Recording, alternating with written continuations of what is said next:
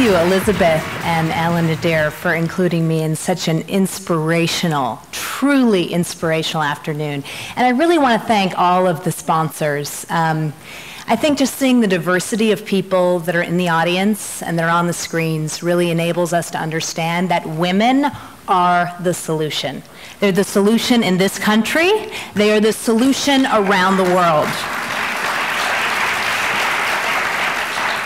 I also, just before I get started, want to give a special call out. One of the things that I've seen in all my travels around the world is that women can't go from where they are right now to where we want to be in years to come without the support of men. And I see a lot of men in this audience, and I really want to acknowledge you and thank you for being here to really celebrate the power of women. It takes a great man to do that, and I know there are many proud husbands and others here, so thank you so much. You know, as I was listening to each of the honorees talk about these sort of nuggets of wisdom, it really hit me that what's going on in this room is actually a microcosm for what's going on around the world, for a very, very powerful trend that we're seeing sweeping all over this entire globe. Each of these honorees is successful, yes, absolutely. But she's also purposeful about her success. Each of these women, as you heard them talk, they talk about the opportunity, but the responsibility of leadership. That's what true leadership is all about. These women are redefining the concept of power. They're seeking power to empower others, and they're advancing a new model of leadership that I've seen everywhere I go. A model that says that the only meaningful measure of power, the only meaningful measure of power, is the extent of its positive impact on our world. The fact is, power expands the moment it's shared. Now, if you look around the world, countries that are not thriving, those leaders are holding power so tightly. And if you look around the world at those countries that are thriving, they're empowering others. And that's what's definitely going on in this room. So I definitely want to commend all the honorees here today for the work that you've done, but quite frankly, for the work that I know you're going to do in the future. The women that Vital Voices works with are found in 127 different countries around the globe. They are leading change on the front lines. They are often very, very lonely and isolated in their work. It's sometimes very dangerous. They are combating human rights abuses. They are starting and growing businesses. They're doing things as radical as educating girls. We've trained and mentored 10,000 women to date, but we know that the impact that we've had is much broader. Because one of the things that we've found in 10 years of doing this work as a nonprofit, and even before then as we were a government initiative, we have found that when women get a seat at the table, when women become leaders, like the ones that you saw on the stage here today, they make room for others. They sort of push their elbows out a bit, look at who's not there, look who needs to be there. When Vital Voices was first founded, it was founded on a very simple principle. The idea that if you look around the world, women were not at the table. This was in 1995 on the heels of the United Nations Fourth World Conference on Women. Vital Voices was started by then First Lady Hillary Clinton, and then the Secretary of State, first female Secretary of State, Madeleine Albright. And they saw that women were not at the table, and they thought if we could just get women to the table, we could make things 50% better, right? But what happened is that when women get to the table, as I say, they bring communities, they bring families, they bring whole nations with them. Women bring a different model of leadership. We found that when women get the opportunity, their voice speaks for so many other voices. I want to show you a brief film before I move on, just to tell you a little bit more of the power of women and the power of our work at Vital Voices. It starts with a leader. She's got a vision. I could visualize, communities living in peace. Financial services for all. 11 million children going to school. She may be well established, or she may be just starting on her path. She could be an entrepreneur, a human rights advocate, or a parliamentarian. She recognizes a problem in her community and she commits to solving it. Our strategy is to address the urgent needs of the community. In the ashes and started to work. We have to rethink it. For me, it was an act of patriotism to engage in the peace movement. She takes risks, she struggles, but she keeps at it. She has to change a lot of minds. I took a political stand to fight for justice for women in Cambodia. We search the world for these leaders. We see what they do. We see that they know better than anyone what needs to be done. So we invest in them. Vital Voices kind of sets it up for you. You know, here's the road, here's the opportunity, here's the chance. How to negotiate, how to reach to the grassroots. They give you a feeling that nothing is impossible. Through training and mentoring, we offer new skills and knowledge to help them have greater impact. We connect them with other women leaders. For me, it was the very first time I was part of the international community. You see a success story somewhere and you're inspired and you say, well, why can't we do it? Long ago, we discovered something remarkable. Women leaders are multipliers.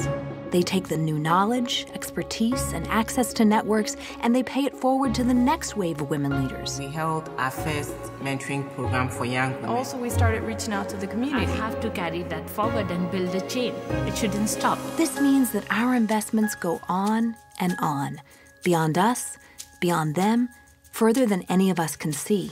When you invest in somebody, you're transforming that person, and that person can transform other people. If I can help one person, and that person can help the other person, then it becomes a change. This is the power of Vital Voices. We don't build anything, we don't give anything away.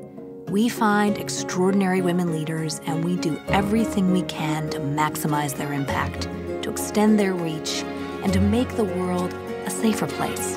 Not just for women, for everyone. Vital Voices give us the exposure, the tools, the platform, but it is our fight.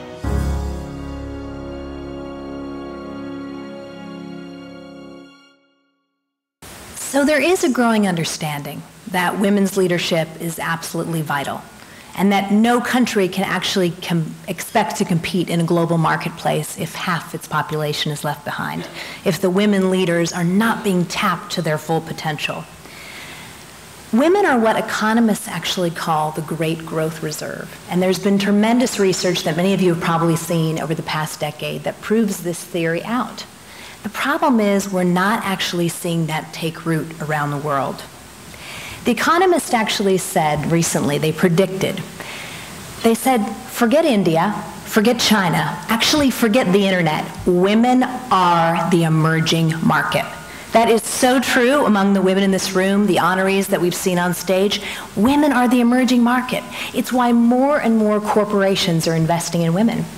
But if you look around the world, it's not happening fast enough. And that's where I need your help, but in just a few minutes. So I want to go now to the slides.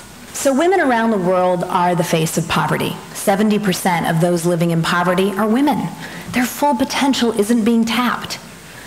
We know that women actually do 66% of the workforce. They actually produce 50% of the world's food, but they only earn 10% of the world's income and own less than 1% of the world's property. It's astounding.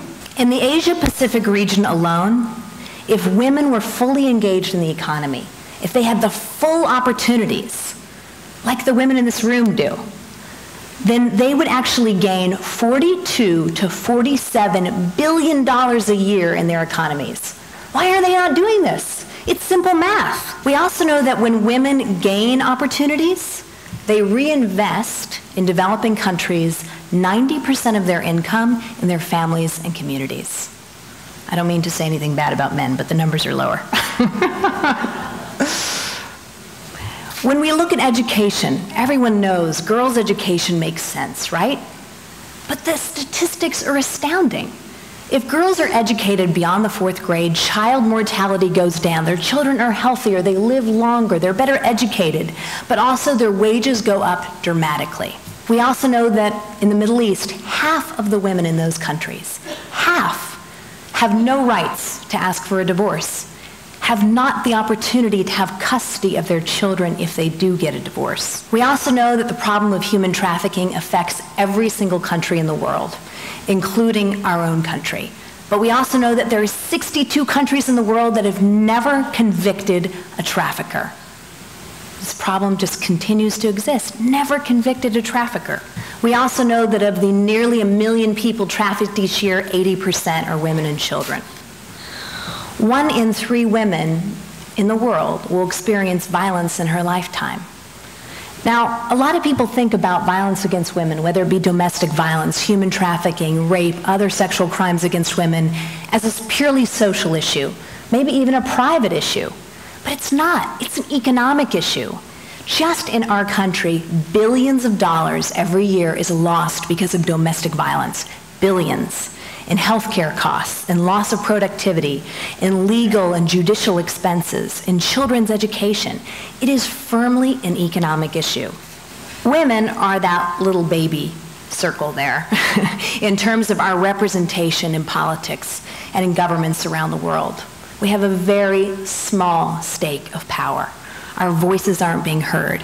But I think what's more alarming is that when you dig into those numbers, you see that actually women have not very many senior positions in government. So while they may have 19% of the seats, they don't have we don't have 19% of the power. And again, according to the World Bank, this is an economic issue, because the more that you can have women in politics, represented voices in politics, you see a decrease in corruption. Now, this is not to say that women are uncorruptible, and it's certainly not to say that men are corrupt. What it means is that when there's a balance of power, when both people are represented, you just have stronger societies, stronger governments, stronger business. So we know that investing in women is a smart investment. We know that countries can't move forward, but we know that it's not really trickling down. We're not seeing this around the globe. I want to actually show you or share with you a couple stories of hope, a couple stories of women that Vital Voices supports around the world. Stories of women who are similar to those who are on this stage. This is Kikenya Ntaya. Kikenya Ntaya is from a small village, a Maasai village in Kenya, and she actually was pulled out of school, supposed to be pulled out of school at age 7. She would undergo a practice of FGM, female genital mutilation, and then she would be married off. That would be the end of her life, in terms of her decision-making part of her life. She decided, no, I'd like to stay in school. She negotiated with her father, and she was one of the first girls in her village to gain an education. But then she had to negotiate a larger deal. She negotiated with all the tribal elders to actually raise money to send her to college. When I met Kikenya in 2006, she was a dissertation away from her PhD in education. But you know what she said to me? She said, my dream is to pay back my debt to my community. Because do you know how many girls are not getting an education in my community? Vital Voices supported her. We honored her at our Global Leadership Awards. And then, 2 years later, we returned with her to Kenya to build her school. Today, 90 girls are enrolled in the first girls' school in her village.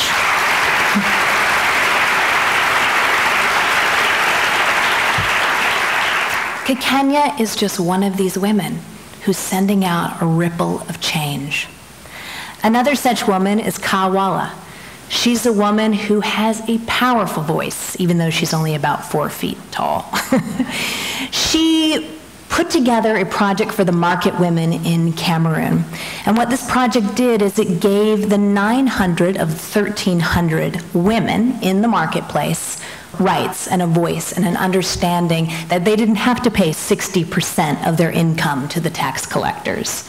An understanding that they would be more powerful speaking out in numbers. Ka was so successful with that initiative that Vital Voices supported her with through grants, through training programs, through mentoring over a 3-year period of time that she's now decided to run for president. Now let me tell you, in Cameroon there have been 2 men who have been president and prime minister for 50 years. This is the entire history since colonialism. So it's rather interesting that a woman who's 4 feet tall or so is trying to bring about mass change. Big, powerful things come in small packages and cause a situation. These are the women of Kuwait. For 30 years, they fought for the right to vote and stand for elected office. Vital Voices for many, many years supported them behind the scenes. These are women who are senior engineers, who are highly educated, but didn't have the right to vote and make decisions in their own country. Just a few years later, the women of Kuwait joined us at our Global Leadership Awards to celebrate that they finally got the right to vote in 2006. Just a few years later, we now have 4 women members of parliament in Kuwait.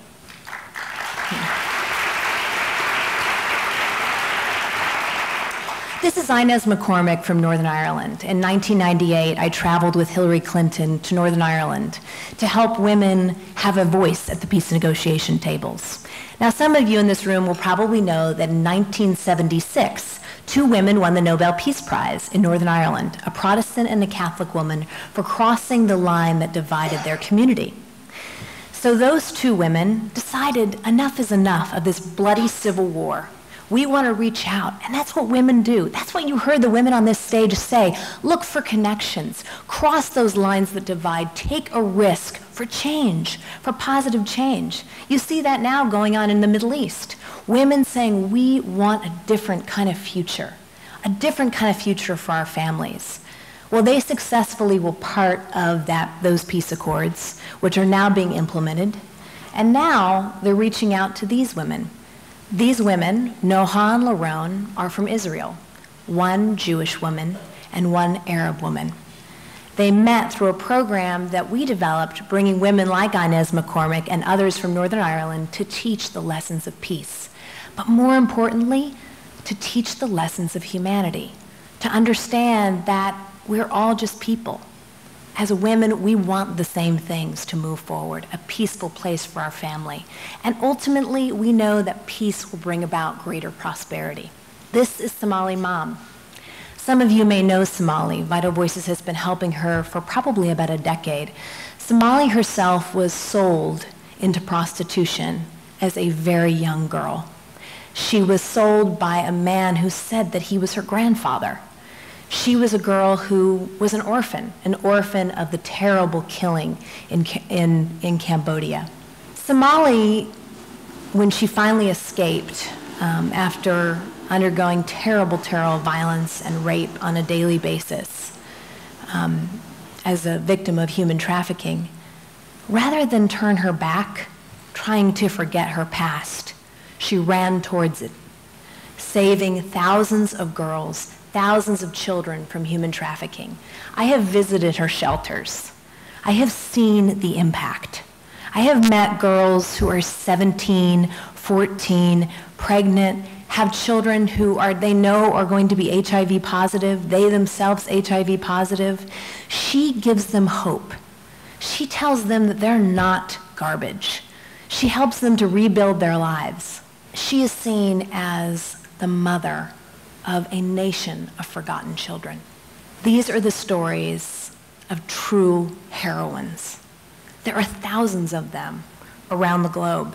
And I think that it is all of our responsibility to speak for them.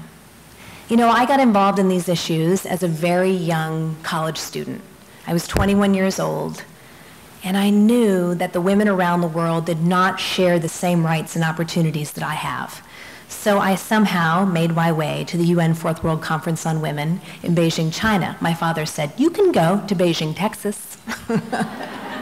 But I somehow made my way to that conference surrounded by 55,000 women leaders from around the world. And I remember listening to Hillary Clinton speak. And I felt as though she was in all those little conversations listening to me hear about the problem of human trafficking, the power of microcredit, the issue of honor crimes. I felt as though she was in all those conversations when she spoke at this event to the thousands that had gathered. And she recognized that as the First Lady of the United States, she had power, she had voice, and she had platform. And you think about it, the First Lady of the United States actually doesn't have a job description. No one says, here's what you're supposed to do. But she recognized that she could speak out for those women. And so she did. And in doing that, as a young, enthusiastic 21-year-old in the audience 15, 16 years ago, I realized that that would be what I would dedicate my life to. Really to speaking for those who have no voice. All of us in this room, we have tremendous power. We have tremendous platform. We have a voice. And to whom much is given, so much more is expected. So I want to ask all of you to join me. There are many things that you can do. There are incredible trends that you can be part of. Bonnie spoke earlier about Coca-Cola's extraordinary commitment. Coca-Cola recognizes women are the solution. 5 million women. This is a company that's active in 207 countries around the world. That's huge impact. We can all be part of this. If you're not at a corporation and you can't invest that way, I know you have another platform. Vital Voices leads trips around the world. We have a corporate ambassadors program where you can give us 1 week of your time, of your energy, of your commitment, and you can travel with us and share your skills. I have to tell you, for all that we've done, for all these women, some of the stories that you heard today, the most important thing we've done is stand with them. Allow them to understand that we, as Americans, care. And I think so often all of us think that as Americans, it's so far away, it's so distant, what can we really do for the world? And I have to tell you, so much. So much. It means so much to these women to know that we're with them. So I leave you with that, and I hope that soon, very soon, here in Georgia, we will have a Vital Voices Council of supporters and leaders. You have so much to give to the world, and I really want to thank you for giving me this opportunity to be with you today.